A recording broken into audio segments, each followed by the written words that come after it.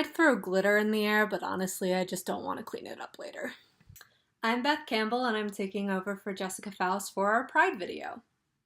As you may know, a bunch of us at BookEnds are actively acquiring books across genres with own voices and other LGBTQ+ protagonists and stories. You can find all of the details for our wish lists on our website and also on our Twitters with the hashtag MSWL. But this video is not about that. Today, I wanted to take over the YouTube channel and talk about some of my favorite queer reads in honor of Pride Month. Obviously, there are a lot of options out there. Simon and the Homo Sapien Agenda, particularly with the popularity of its movie Love, Simon, has gotten a lot of attention, and there are so many other options, but I'm just going to cover a few of my personal favorites. I've got 3 books, 2 of which are very important to me and one of which I think is just a really amazing collection of queer stories.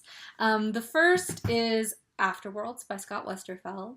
When I was a teen and still in the closet, I read a lot of Scott Westerfeld. I devoured all of his books. So when Afterworlds came out in 2014 and I read it, it was so amazing and validating to see one of my favorite authors write a relationship between 2 LGBT women.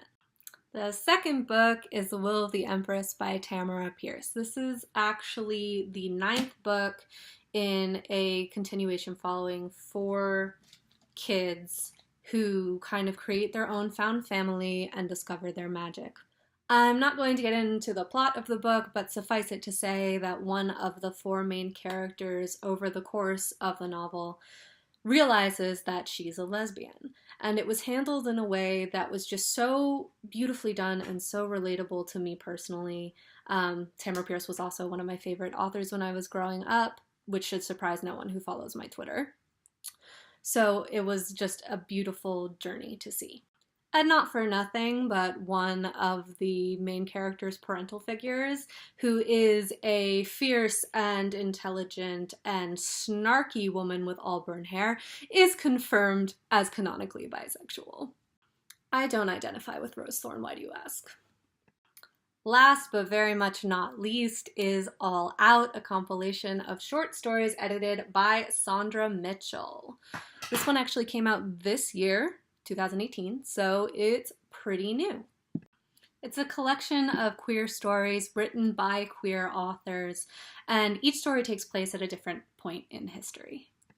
The sheer spectrum of the identities covered in this book is amazing from a representation standpoint, and I also have an extremely special place in my heart for historical queer stories because queer history is often erased. People who were LGBTQ+ in history are usually assigned as straight or tragically single for their whole lives. So this just shows teens that even though it's fiction, they were always here. Queer teens were always here. We were always living our lives. And I think that that's just a really important message to convey.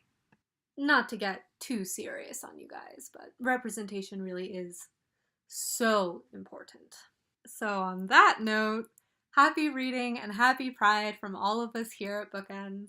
I hope you found a good read or 2 in this video, and I hope you can use the books and everything else in your life to help move your pride forward to the rest of the year.